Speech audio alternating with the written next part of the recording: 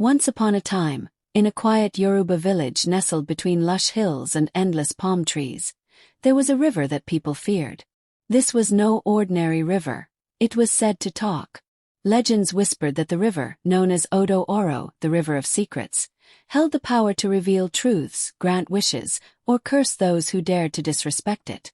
The people of the village only approached the river to fetch water during the day, and even then, they avoided looking directly into its shimmering depths.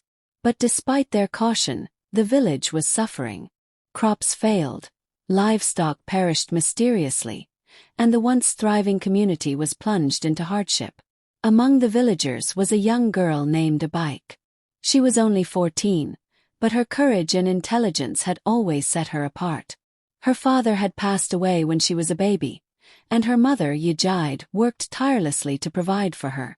Despite their struggles, Abike was always cheerful, helping her mother on the farm and listening intently to the village elders' stories about the river. One evening, as the sun dipped behind the hills, Abike sat outside her home listening to the town crier. His drumbeats echoed across the village before he announced, "The chief has decreed that anyone who can speak to the River of Secrets and discover why it has cursed our village will be rewarded with gold, land, and a place of honor." The villagers murmured amongst themselves. Everyone knew the dangers of the river. Some who had dared to confront it in the past had never returned, while others came back as mere shadows of their former selves, unable to speak of what they had seen. But Abike's heart stirred with determination. She thought of her mother, who worked tirelessly in the fields, and the children in the village who went to bed hungry. If she could uncover the river's secrets, she could bring prosperity back to her people. The journey begins. The next morning, Abike approached her mother. "Mama, I am going to the river." Yejide's face paled. "What are you saying, my child?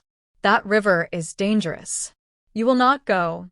"Mama," Abike said softly but firmly, "if no one goes, our village will continue to suffer. I must try. For you, for me, and for everyone." Yejide's eyes filled with tears, but she knew her daughter's resolve was unshakable. With a heavy heart, she packed a small bundle of food and tied a red scarf around Abike's head for protection. "May the gods watch over you," she whispered. Abike set off at dawn, her heart pounding with a mix of fear and determination. As she approached the river, she felt the air grow colder, the sound of birds fading into an eerie silence. The river shimmered under the morning sun, its surface unnaturally smooth. The talking river. Abike knelt by the water's edge, her reflection staring back at her. For a moment, she hesitated, but then she spoke, her voice steady. "Odo Oro, I have come to speak with you. My village is suffering. Please tell me what we have done to anger you, and how we can make amends." For a moment, nothing happened. Then, the water began to ripple, and a deep, melodic voice emerged, echoing across the valley. "Abike, daughter of Yejide, you are brave to address me. Many have come before you, but none have listened with pure intentions." Abike's eyes widened. "I am here to listen. Please, tell me what we must do." The river sighed, its voice tinged with sadness. "Long ago, your ancestors made a promise to protect the sacred forest by my banks. They swore never to cut down the Irako trees, for they are the guardians of the spirits. But greed blinded them. They felled the trees to build their homes and farms, ignoring the cries of the forest. Now, the spirits are restless, and I carry their anger." Abike bowed her head. "What must we do to right this wrong?" The river's voice grew softer. "There is an Irako seed hidden deep within the Forbidden Grove. You must retrieve it and plant it at the heart of the village. Only then will the spirits be appeased and balance restored. But beware, the grove is guarded by creatures of the unseen world. They will test your courage and heart." The Forbidden Grove. Abike thanked the river and set off toward the Forbidden Grove, a dense part of the forest that no one dared enter. As she ventured deeper, the air grew heavy and shadows danced among the trees. She clutched her mother's red scarf, whispering prayers to the gods. Suddenly, she heard a rustling sound. From behind a tree stepped a tall figure with glowing eyes and a staff. It was the forest guardian, half human, half animal, with a mane of leaves and a voice like thunder. "Who dares enter the forbidden grove?" the guardian demanded. "I am Abike," she said, her voice trembling but firm.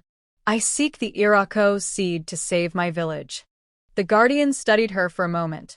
"To earn the seed, you must pass 3 tests. Fail, and you will never leave this grove." Abike nodded, determination shining in her eyes. The 3 tests. The first test was a test of courage. The guardian led Abike to a clearing filled with snakes. "Retrieve the golden leaf from the center without fear," he said. Abike's heart raced, but she remembered her purpose. She stepped carefully, her eyes focused on the golden leaf. The snakes hissed, but they did not strike. With steady hands, she plucked the leaf and returned to the guardian. "Your courage is true," he said. The second test was a test of wisdom. The guardian placed 3 riddles before her. Abike answered each one thoughtfully, drawing from the stories her mother had told her. "Your mind is sharp," the guardian said. The final test was a test of kindness. The guardian transformed into a wounded bird, fluttering helplessly on the ground. Without hesitation, Abike tore a strip from her scarf and wrapped it around the bird's wing.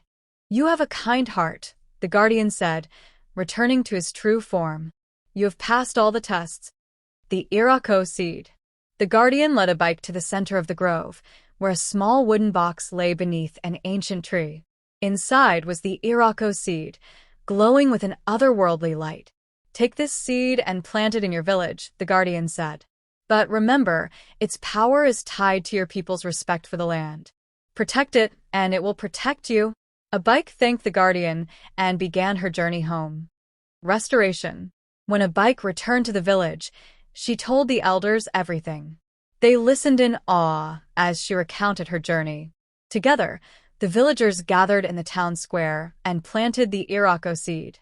As the seed took root, the air seemed to change. The river's waters grew clearer, the crops began to thrive, and the livestock grew healthy once more.